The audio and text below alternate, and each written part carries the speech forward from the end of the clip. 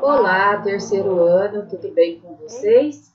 Hoje, quinta-feira, dia 10 do mês de junho, nós vamos dar continuidade ao nosso aprendizado. Hoje, na nossa aula de português, nós vamos trabalhar na página 68. Vocês se lembram que na última aula de português, nós estudamos sobre entrevista, né? Nós estudamos sobre a entrevista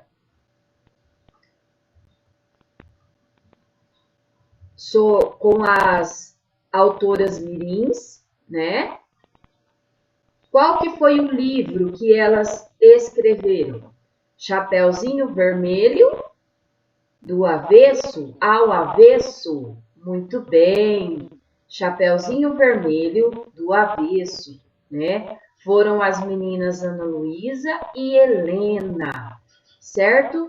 Então, elas concederam uma entrevista, né? Foi publicado no jornal Joca Digital. Depois, nós estudamos, respondemos algumas questões sobre a publicação no jornal Joca, né? Sobre a entrevista que elas concederam. Depois, nós estudamos sobre o Leonel Prata, que ele deu uma entrevista também, foi publicada no jornal Joca Digital. E quem que é o Leonel Prata? Ele é o editor do livro, certo? Ele foi o editor do livro das duas escritoras mirins que escreveram Chapeuzinho Vermelho do Avesso. Daí nós estudamos sobre a biografia dele, quem é Leonel Prata, né? E nós estudamos sobre o trabalho de uma editora, né? A editora é um estabelecimento que publica livros e revistas, né? Que entrega muitos editores. O que os editores fazem? Eles recebem textos de um grande número de autores e escolhem os que serão publicados. Quando os textos são de literatura, o editor procura selecionar aqueles que têm uma narrativa interessante, aqueles que sejam bem escritos, com personagens que convençam o leitor, enfim. O editor escolhe aqueles capazes de encantar quem os lê. O editor também acompanha o trabalho do ilustrador. Quem é o ilustrador? É a pessoa que cria os desenhos, as ilustrações, certo? Nesse caso, das duas meninas que escreveram Chapeuzinho Vermelho do Avesso, quem foi o ilustrador foi o Paulo Caruso, né? Então, o editor acompanha o trabalho do ilustrador, do preparador, do revisor e do capista, né? Isto é, o profissional que faz a capa do livro. Só depois de tudo isso é que o livro vai para a gráfica e é publicado. Vejam só que não é tão simples assim, certo? Então, vamos lá. Na página 68, nós vamos responder as questões sobre o editor. Por que foi o editor quem levou as meninas até Caruso? Por que foi o Leonel Prata que levou as meninas que escreveram Chapeuzinho do Avesso até o ilustrador Paulo Caruso? Por quê?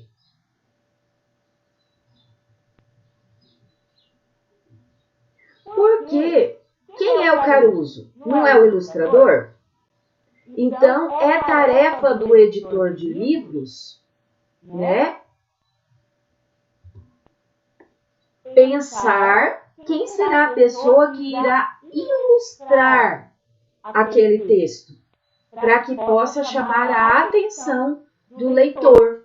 Então, ele levou as meninas até Caruso, porque, como editor de livros, ele deve cuidar das ilustrações e de sua qualidade, né? Precisa ser um livro bem feito. Então, o editor tem essa preocupação. Letrinha B. O que provavelmente levou Leonel Prata a editar o livro das duas autoras? Por que ele precisou editar? Porque ele percebeu um diferencial no livro delas, né? Qual conselho o entrevistado dá para quem quer ser editor? O que ele fala lá naquela entrevista? Ele diz que um bom livro precisa de um bom texto e de um bom projeto gráfico. Muito bem. Letra D. Leonel Prata corresponde ao que foi informado na seção Você Sabia?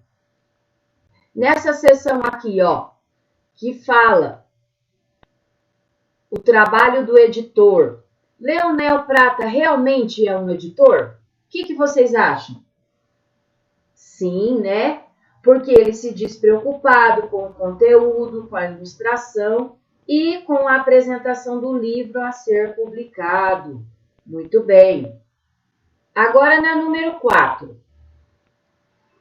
As perguntas do entrevistador mostram que ele estava interessado em quê? Na vida familiar do entrevistado, na atividade profissional do entrevistado ou na literatura para crianças?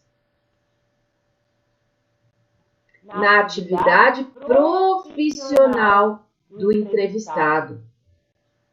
Número 5. Você leu 2 entrevistas, certo? Nós lemos a entrevista com as 2 meninas que escreveram Chapeuzinho do Avesso e nós lemos a entrevista com o Leonel Prata, certo? Agora responda. Que qualidades devem ter as perguntas preparadas pelo entrevistador? As perguntas que o entrevistador faz para a pessoa que será entrevistada, como que tem que ser essas perguntas? Ó, como vocês escreviam? Se o plano inicial não era publicar, como vocês tomaram essa decisão? Para qual idade vocês recomendam um livro Chapeuzinho do Avesso? Como foi o lançamento? Então, de acordo com essas perguntas, como que vocês imaginam que deve ser a qualidade dessas perguntas? Essas perguntas devem ser como? Elas devem estar relacionadas ao tema, ao título da entrevista? Sim. Tem que estar relacionadas com o entrevistado? Sim, senão ele não tem como falar de um assunto que não pertence a ele, que ele não faz aquele tipo de trabalho. Então, tem que ser um assunto de acordo com o trabalho que ele faz, né? Por exemplo, eu sou professora. Eu posso responder perguntas de um engenheiro, que é relacionada à profissão de um engenheiro? Não, porque eu não tenho conhecimento nessa área. Às vezes a gente sabe algumas coisas porque a gente lê, mas eu não posso responder perguntas com certeza se eu não tenho informação naquela área, não é verdade? Muito bem. Então, as perguntas para o entrevistado, elas precisam ser claras, né? Elas têm que estar relacionadas ao que aquela pessoa faz, né? Tem que estar relacionada também sobre algum acontecimento na vida dela e devem ser interessantes, né? Se elas não forem interessantes, nós não iremos querer ler, não é verdade? Muito bem. Então, elas precisam ser claras, estar relacionadas à atividade profissional do entrevistado ou a algum acontecimento da vida dele e ser interessante ao público que vai ler ou escutar a entrevista. Muito bem, agora nós vamos para a página 69, estudo da língua. Nós vamos retomar os sinais de pontuação e a entonação. A entonação de acordo com como esse sinal é empregado, muda a forma como nós lemos, né? Vamos ler. Você deve ter percebido que nas entrevistas o sinal de interrogação é usado com frequência nas perguntas do entrevistador, não é mesmo? Ouça a leitura do professor e observe como o tom da voz sobe para marcar a interrogação. Os sinais de pontuação indicam no texto escrito como as frases devem ser pronunciadas, para que expressem sentimentos ou causem a impressão desejada por ser autor. Nós já estudamos, vocês já estudaram, que os textos são formados por palavras e também por sinais de pontuação. O sinal, esse aqui, é o ponto final. E o que ele indica? Que a frase terminou. Muito bem. Esse outro sinal aqui é o ponto de exclamação. Ele indica admiração, surpresa, alegria, dor, entre outros sentimentos e sensações. Esse outro é o ponto de interrogação. Ele indica o fim de uma pergunta. E esse aqui? Ele chama-se dois pontos. Ele anuncia a fala de alguém no diálogo. E esse aqui? O travessão. No diálogo, ele vem antes da fala de alguém. Então, vamos lá. Veja a diferença entre as maneiras de ler estas frases. Essa aqui tem o ponto de interrogação. Como que nós vamos ler? Vocês pensam em escrever outros livros? Essa só tem um ponto final. Vocês pensam em escrever outros livros? A última tem o ponto de exclamação.